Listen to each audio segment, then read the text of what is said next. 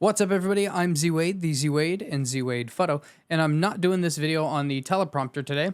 I probably should, because it would be easier to edit and it would be a lot more streamlined, but I wanted to give myself some room today to kind of branch off into thought, just in case I branch off into thought. So instead, you'll see me glancing over at notes that I've been taking. Also, this video is being captured with a mystery lens. I have several videos coming up with said mystery lens.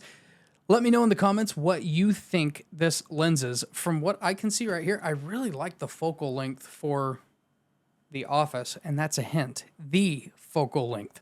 So what happened to influence my decision? I was not expecting to make a decision at all. I thought my mind was already made up on where I stand with the Nikon Z8. Well, what happened was in a recent video, which you can see up here, you can't tell in that video due to the magic of video editing. You can kind of tell if, you know, it doesn't take that much pixel peeping to see that I had to raise the video footage up heavily because it was horrifically dark in there. And so everything, even though it was daytime, it was such a coverage of light from the canopy of the trees that it was just all dark and it was all green. And so it was in this scenario that I realized the huge contrast between how I shoot one camera versus the other, and how much I've actually changed how I operate in the field. Now, as I get into this, don't take this as the Nikon Z6 II being a bad camera. It's absolutely not. It's just totally different from the Z9. You know, it's absolutely, I mean, they just perform way differently. Perhaps if Nikon wasn't playing around with firmware for the Z6 II, then, you know, I could have gone with like my original plan and not had to throw around these ideas to try to figure out like what I need to do for the future of my work and the channel, which I'm going to get into in a minute.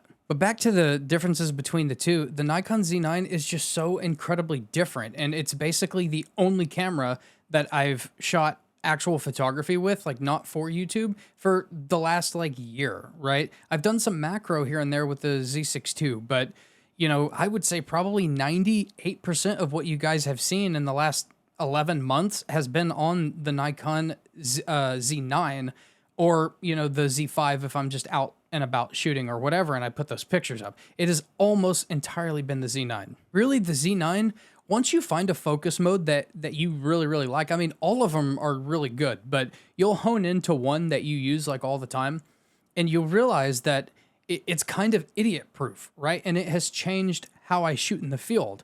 And how I have changed is it's way more productive, right? And I get way more shots and it's easier and I can focus on different things, which is what everybody wants out of mirrorless, right? And, you know, Nikon finally did it with the Z9 and Z8, right? The idiot-proof autofocus. The second note that I have is I gave up photography work. So, a long time ago, I decided that I just wanted to focus on shooting what I wanted to shoot, right? With the occasional, you know, helping out a family member with senior photos or something like that, or shooting my boss's kids' senior photos.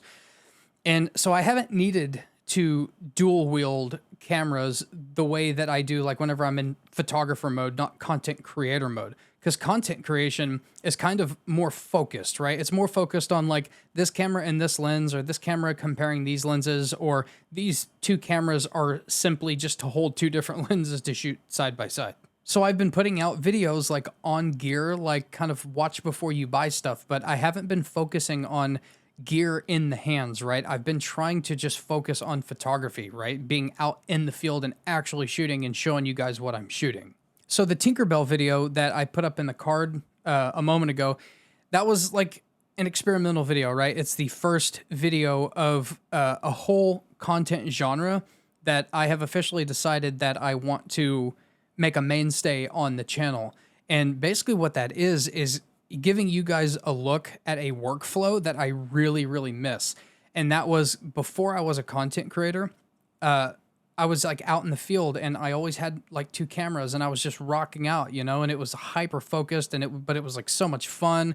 And even though it was like focused, there was these moments of hilarity in between, and it's just the joy of photography, right? And instead of having to focus on oh, this lens will do this if you do this, and this is what it looks like at 5.6. I love all that. I really do, and I will still do that. But I want to get back to just shooting and enjoying myself and not worrying as much about the stuff that I'm shooting with, or like having a particular purpose that I'm trying to educate or inform on. It's just going out and shooting. To put it simply, in a nutshell, this whole genre that I want to, heavily focus on, it's just like not about the gear like at all. It's about the idea, it's about the fun, and it's about the end product, right? Less talk, more action. The third point that I have here is the Z6 II didn't handle it. And I'm going to read off this script here because for whatever reason I wrote a script instead of notes. Keep in mind, I'm not saying at all that the Z6 II can't handle it. I'm saying it didn't. In single point autofocus, any camera will get there. I have gotten used to the productivity of the Z9, where you can reliably put it in AFC with eye tracking or 3D tracking, which, by the way, guys, is becoming one of my favorites. I don't know why I never messed with 3D tracking before, but in scenarios like the Tinkerbell shoot, I really, really like it. You simply aren't going to successfully shoot the Nikon Z6 II in the same way that you shoot the Z9. And because I hardly ever shoot the Z6 II, and the Z5 is really just like a slow, relaxing, I take it everywhere with me. Like, I never leave the house without a camera, and it's the Z5. And here lately, it's been this mystery lens. Again, guess what this mystery lens is in the comments. Without having thought about the huge differences between how I use the Z9 and the Z6 II, because I've just gotten used to the Z9, I learned the hard way that there are huge differences, and I have actually changed how I operate in the field. Anyway, the Z6 II literally missed every single shot that day because I was working at way too fast of a pace for the shooting scenario with the Z6 II. Luckily, I didn't really use the Z6 II a whole lot that day compared to the Nikon Z9, but for the most part, every single Z6 II image was, varying degrees of out of focus, and luckily there were some really good shots that were passable. The fourth note I have, and it looks like I just lost focus and I wrote a script. So I'm just going to read these off for you guys. This was me basically typing or thinking and typing out loud. I'm sure there will be some people who say I didn't use it right, but I really don't care. I have thousands of images with the Z6 II, and some of my best images ever were taken with the Z6 II. In fact, most of the images that are hanging on my wall, Z6 II. I've had this camera for 3 years, right? And so I've only had the Z9 for like a year, okay? I love the Z6 II, and it's an amazing camera, really. As I'm reading off of this, I realize that I'm having a hard time explaining what I'm thinking. Back to reading the script, I enjoy shooting the Z9 because I enjoy the way that I shoot it, because of how I can shoot it.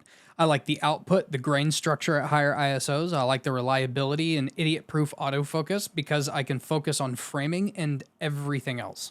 But I'm telling you right now, if I only have the Z6 II and the Z5 in my hands, this kind of thing doesn't happen. It's only when I forgot the huge difference on how I can shoot these two vastly different performing cameras that it became a problem. Also, my future plans require something different than the Z6 II. If you don't shoot like me, get the Z6 II. Okay, it's really awesome, and right now it is super affordable, and in used like new condition or excellent plus condition, it is a really, really darn good value. Now that I've explained like the same things, I feel like several different ways, I really hope we have like an understanding with each other, okay? I really do love the Z6 II, but in a nutshell, I really, really like how the Z9 allows you to shoot. And before anyone tries to claim that I'm the problem when it comes to shooting the Z6 II, you go ahead and do whatever you want, and I'm going to do whatever I want. I want to shoot how I want to shoot, and I've made the Z6 II work fantastically for close to 3 years. I do hope you'll subscribe because I have a video that will be out soon at the making of this video about my 3 years of experience with the Z6 II. As I said, I've loved the Z6 II for years, but now I just want to do things a different way. So in the video in the card that's up now, breaking my silence on the Nikon Z8, I told you to subscribe so you didn't miss my final decision, and this is my final decision. I am getting a Nikon Z8. In fact, by the time you see this, I already have it. And future me is putting in a lot of hard work to bring you a full opinion on that camera. When you finally see the Nikon Z8 on my channel, it will be when I am ready to inform anyone who is still on the fence. Stay sharp, YouTube.